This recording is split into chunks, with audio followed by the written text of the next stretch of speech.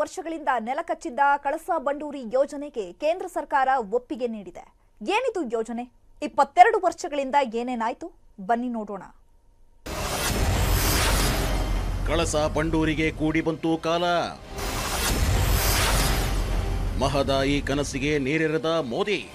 ನೂರಾರು ದಿನಗಳ ಹೋರಾಟ, ಚಳಿ ಮಳೆ ಲೆಕ್ಕಿಸದೆ ನಡೆಸಿದ ಮಹದಾಯಿ ಮಹಾಸಮರಕ್ಕೆ ಕೇಂದ್ರ ಸರ್ಕಾರ ಮಣಿದಿದೆ.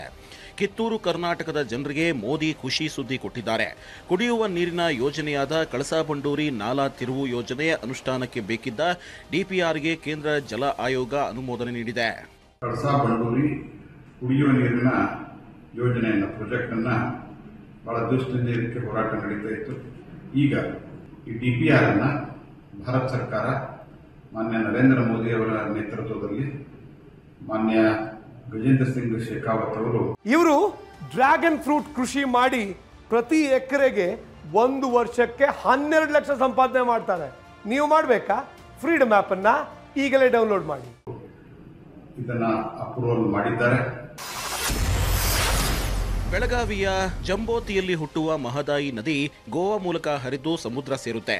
ಮಹದಾಯಿ ಡ್ಯಾಂ ಕಟ್ಟಿ ಪೋಲಾಗುವ ನೀರನ್ನ ಸಂಗ್ರಹಿಸೋದು ಕರ್ನಾಟಕದ ಗುರಿ.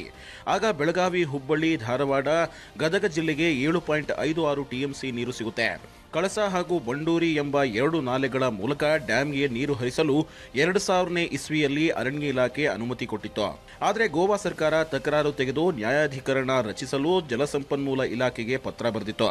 ಕರ್ನಾಟಕ ಸರ್ಕಾರ ಕಣಕುಂಬಿಯಲ್ಲಿ ಡ್ಯಾಂ ನಿರ್ಮಿಸಲು ಭೂಮಿ ಪೂಜೆ ಮಾಡಿತ್ತು. ಆ ಕಡೆ ಸುಪ್ರೀಂನಲ್ಲೂ ಗೋವಾಗೆ ಸೋಲಾಯಿತು.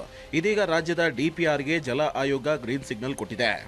ನಮ್ಮ ಒಂದು 30 ವರ್ಷದ ಒಂದು ಹೋರಾಟಕ್ಕೆ ಇವತ್ತು ಜಯ ಸಿಕ್ಕಿರುವಂಥದ್ದು ಇಡೀ ಉತ್ತರ ಕರ್ನಾಟಕದ ರೈತರಿಗೆ ಜಯ ಸಿಕ್ಕಂಗಾಗಿ ಇದನ್ನು ಕೂಡಲೇ ಟೆಂಡರ್ ಮಾಡೋ ಮುಖಾಂತರ ನಾನು ಇದನ್ನು ಕೆಲಸವನ್ನು ಕೂಡಲೇ ಪ್ರಾರಂಭ ಮಾಡ್ತೀವಿ.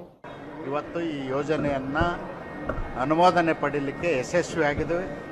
ಈ ಯೋಜನೆ ನಾವು ಆದಷ್ಟು ಬೇಗನೆ ಅಡಿಗಲ್ಲನ್ನು ಮಾಡಿ ಕಾರ್ಯಗತಗೊಳಿಸ್ತಕ್ಕಂಥದ್ದಕ್ಕೆ ಅಣಿ ಆಗ್ತೀವಿ. 1 ತಿಂಗಳಲ್ಲೇ ಇದರದ ಭೂಮಿ ಪೂಜೆಯನ್ನು ಮಾಡ್ತಕ್ಕಂಥದ್ದು. ಮಹದಾಯಿ ಯೋಜನೆಯ ಡಿಪಿಆರ್ಗೆ ಕೇಂದ್ರದ ಅನುಮತಿ ಸಿಕ್ಕಿದ್ದಕ್ಕೆ ಧಾರವಾಡದಲ್ಲಿ ರೈತರು ಸಿಹಿ ಹಂಚಿ ಸಂಭ್ರಮಾಚರಣೆ ಮಾಡಿದ್ರು. ಈ ಮಹದಾಯಿ ಹೋರಾಟದಲ್ಲಿ ತೊಡಗಿರ್ತಕ್ಕಂಥ ಎಲ್ಲ ಹೋರಾಟಗಾರರಿಗೂ ಕೂಡ ನಿಮ್ಮ ಹೋರಾಟಕ್ಕೆ ಸತ್ಯಕ್ಕೆ ಜಯ ಸಿಕ್ಕಿದೆ, ಅದು ಸಿಗಲಿದೆ ಅನ್ನುವಂಥದ್ರಕ್ಕೆ ಎಲ್ಲರಿಗೂ ಕೂಡ ಧನ್ಯವಾದವನ್ನು ಹೇಳಕ್ಕೆ ಬಯಸ್ತೇವೆ. ಆದರೆ ಇದು ಕೂಡಲೇ ಜಾರಿಯಾಗಲಿ, ಶೀಘ್ರಗತಿಯಲ್ಲಿ ಅದರದ ಟೆಂಡರ್ ಕರೆದು ಕಾಮಗಾರಿಯನ್ನು ಪ್ರಾರಂಭ ಮಾಡಬೇಕು. ಜನವರಿ 2ಕ್ಕೆ ಕಾಂಗ್ರೆಸ್ ರ್ಯಾಲಿ ಗತಿ ಏನೋ? ಮೇಕೆದಾಟು ಯೋಜನೆಗೆ ಆಗ್ರಹಿಸಿ ನಡೆಸಿದ್ದ ಪಾದಯಾತ್ರೆ ಮಾದರಿಯಲ್ಲೇ ಕಳಸಾ ಬಂಡೂರಿ ಸಮಸ್ಯೆಯನ್ನು ಕಾಂಗ್ರೆಸ್ ಅಸ್ತ್ರ ಮಾಡಿಕೊಂಡಿತ್ತು. ಜನವರಿ 2ಕ್ಕೆ ಕಳಸಾ ಬಂಡೂರಿ ಯೋಜನೆಗೆ ಆಗ್ರಹಿಸಿ ರ್ಯಾಲಿ ಹಮ್ಮಿಕೊಂಡಿತ್ತು. ಈಗ ಕಾಂಗ್ರೆಸ್ಗೆ ನಿರಾಶೆಯಾಗಿದೆ. ಆದರೂ ಹೋರಾಟ ನಿಲ್ಲಲ್ಲ ಅಂತಿದ್ದಾರೆ. ನಮ್ಮ ಹೋರಾಟಕ್ಕೆ ಬೆದರಿದೆ ಅಂತ ಹೇಳಿಕೆ ಕೊಡ್ತಿದ್ದಾರೆ. ನಮ್ಮ ಹೋರಾಟವನ್ನು ಕೆಲಸ ಪ್ರಾರಂಭ ಮಾಡುವವರೆಗೆ ನಾವು ಇದನ್ನು ಚುರುಕುಗೊಳಿಸ್ತೀವಿ. ಮಹದಾಯಿಯ ಅನುಷ್ಠಾನಕ್ಕಾಗಿ ಒತ್ತಡವನ್ನು ಹಾಕ್ತೀವಿ.